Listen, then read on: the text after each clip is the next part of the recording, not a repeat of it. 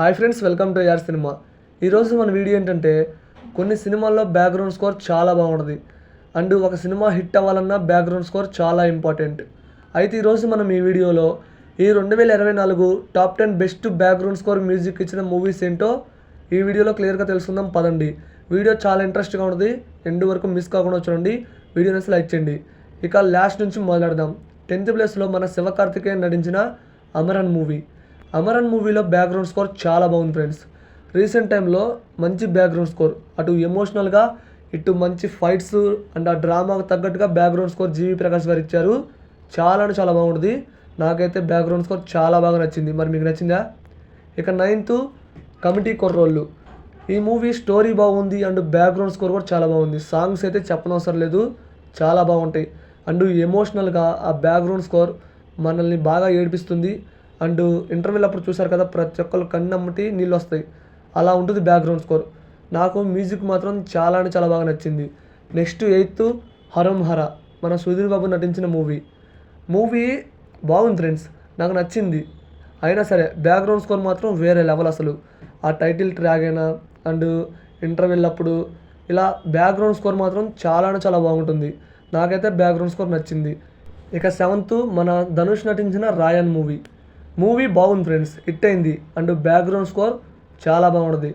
AR Rahman గారు background score మాత్రం వేరే లెవెల్ ఇచ్చాడు. ముఖ్యంగా అసలు బ్యాక్గ్రౌండ్ స్కోర్ అయితే వేరే లెవెల్. ఆ యాక్షన్ సీన్స్కి తగ్గట్టు బ్యాక్గ్రౌండ్ స్కోర్ ఇచ్చారు. నాకైతే మ్యూజిక్ మాత్రం చాలా బాగా నచ్చింది. టాప్ 10లో మంచి ప్లేస్ దక్కించుకుంది. ఇక నెక్స్ట్ టిల్లు స్క్వేర్, మన సిద్ధు జొన్నలగడ్డ, అనుపమ పరమేశ్వరి వీళ్ళ కాంబినేషన్లో వచ్చిన మూవీ మాత్రం మంచి బ్లాక్ బస్టర్ హిట్ అయింది. అండ్ 100 కోట్ల గ్రాస్ కొట్టింది. బ్యాక్గ్రౌండ్ స్కోర్, సాంగ్స్ బాగున్నాయి అండ్ మ్యూజిక్ మాత్రం చాలా బాగుంది. అండ్ టిల్లు ఎనర్జీ ఇవంతా చాలా బాగుంది, అందుకే టాప్ 10లో ఉంది. ఇక 5th మన తేజ సజ్జా నటించిన హనుమాన్ మూవీలో ఎలివేషన్స్కి అండ్ క్లైమాక్స్లో వచ్చే బ్యాక్గ్రౌండ్ స్కోర్ మాత్రం వేరే లెవెల్. బ్యాక్గ్రౌండ్ స్కోర్ కూడా మంచిగా వర్కౌట్ అయింది. అండ్ మూవీ కూడా బ్లాక్ బస్టర్ హిట్ అయ్యి 350 కోట్ల గ్రాస్ కొట్టి మంచి ఇండస్ట్రీ హిట్ అయింది. ఇక నెక్స్ట్ టాప్ 4 మన పుష్ప 2, అల్లు అర్జున్ నటించిన ఈ మూవీ టాప్ 4లో ఉండడానికి ఒక రీజన్ ఉంది. మూవీ నచ్చకపోయినా సరే బ్యాక్గ్రౌండ్ స్కోర్ నచ్చింది నాకు. డిఎస్పి అండ్ చాలామంది తమను ఇలా శామ్యూస్ ఇలా బ్యాక్గ్రౌండ్ స్కోర్ వాయించారు. అండ్ పుష్ప 2లో కూడా బ్యాక్గ్రౌండ్ స్కోర్ బాగుంది ఫ్రెండ్స్, నాకైతే నచ్చింది పుష్ప 2 బ్యాక్గ్రౌండ్ స్కోర్. ఇక టాప్ 3 సరిపోదా శనివారం.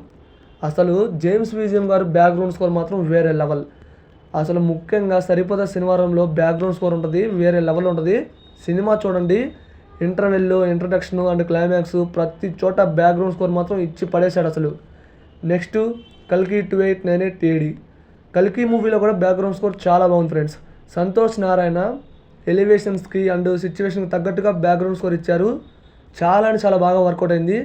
నాకైతే ముఖ్యంగా క్లైమాక్స్లో కర్ణుడికి ఇచ్చే ఎలివేషన్స్కి బ్యాక్గ్రౌండ్ స్కోర్ చాలా బాగుంది.